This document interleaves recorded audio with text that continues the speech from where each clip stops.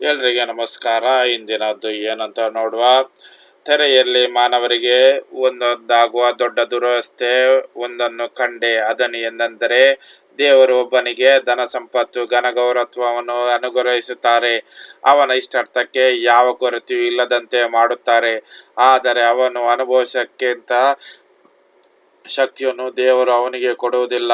ಅವುಗಳನ್ನು ಮತ್ತೊಬ್ಬನು ಅನುಭವಿಸುತ್ತಾನೆ. ಇದು ಸಹ ನಿರರ್ಥಕ. ದೊಡ್ಡ ಪಿಡುಗು. ಒಬ್ಬನು 100 ಮಕ್ಕಳನ್ನು ಪಡೆಯಬಹುದು, ಹಣ್ಣು ಮುದುಕನಾಗುವ ತನಕ ಬದುಕಬಹುದು. ಆದರೆ ಜೀವನದಲ್ಲಿ ಸುಖ ಅನುಭವ ಇಲ್ಲದೆ, ಉತ್ತರ ಕ್ರಿಯೆಯೂ ಇಲ್ಲದೆ ಹೋದರೆ ಏನು ಪ್ರಯೋಜನ? ಅವನಿಗಿಂತ ಗರ್ಭಸ್ಥರಾದ ಪಿಂಡವೇ ಮೇಲು ಎಂದುಕೊಂಡೆ. ಅದು ವ್ಯರ್ಥವಾಗಿ ಬರುತ್ತದೆ, ಕತ್ತಲಲ್ಲೇ ಮರೆಯಾಗುತ್ತದೆ. ಅದರ ಹೆಸರು ಕಾರ್ಯಗಳು. ಅದು ಸೂರ್ಯನನ್ನು ಕಂಡಿಲ್ಲ. ತಿಳುವಳಿಕೆ ಎಂಬುದು ಅದಕ್ಕೆ ಇಲ್ಲವೇ ಇಲ್ಲ. ಆದರೂ ಸಹ ನೆಮ್ಮದಿ ಸುಖಾನುಭವ ಇಲ್ಲದವನ ಪರಿಸ್ಥಿತಿಗಿಂತ ಮಿಗಿಲಾದದ್ದು.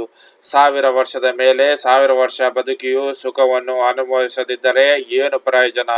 ಇವೆರಡು ಒಂದೇ ಸ್ಥಳಕ್ಕೆ ಹೋಗುತ್ತವೆ ಅಲ್ಲವೇ?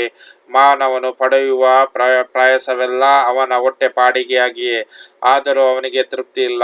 ಜ್ಞಾನಿಯಾಗಲಿ, ಜನರ ಮುಂದೆ ಸಜ್ಜನನಾಗಿ ನಡೆಯಬಲ್ಲ ಬಡವನಾಗಲಿ ಮೂಢನಿಗಿಂತ ಹೇಗೆ ಶ್ರೇಷ್ಠ? ಬಗೆ ಬಗೆಯ ಬಯಸುವುದಕ್ಕಿಂತ ಕಣ್ಣೆದುರಿಗೆ ಇರುವುದನ್ನು ಅನುಭವಿಸಲೇ ಲೇಸು. ಆದರೆ ಇದು ಕೂಡ ಗಾಳಿಯನ್ನು ಹಿಡಿಯಲು ಬೆನ್ನಟ್ಟಿದ್ದೇ ನಿರರ್ಥಕ. ಈಗ ಇರುವ ಪ್ರತಿಯೊಂದು ಹಿಂದಿನಿಂದಲೂ ಹೆಸರುವಾಸಿಯಾಗಿದೆ. ಮನುಷ್ಯನು ಯಾರೆಂದು ಗೊತ್ತಿದೆ.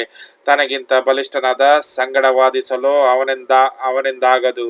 ಮಾತು ಹೆಚ್ಚಿದಷ್ಟು ಪರಿಣಾಮ ಕಡಿಮೆ. ಆದ್ದರಿಂದ ಮನುಷ್ಯನಿಗಾಗುವ ಪ್ರಯೋಜನವಾದರೂ ಏನು? ನೆರಳಿನಂತೆ ವ್ಯರ್ಥವಾಗಿ ಕಳೆದುಕೊಂಡುವ ಮಾನವ ಜೀವಮಾನ ದಿನಗಳೆಲ್ಲ ಅವನಿಗೆ ಯಾವುದು ಹಿತವೆಂದು ಯಾರಿಗೊತ್ತು? ತಾನು ಕಾಲವಾದ ಮೇಲೆ ಇಹಲೋಕದಲ್ಲಿ ಏನಾಗುವುದೆಂದು ಅವನು ಯಾರಿಗೂ ತಿಳಿದುಕೊಳ್ಳಲು ಸಾಧ್ಯ? ವಿಸ್ತಾರವುಳ್ಳದಾದರೆ ಲೈಕ್ ಮಾಡಿ, ಸಬ್ಸ್ಕ್ರೈಬ್ ಮಾಡಿ.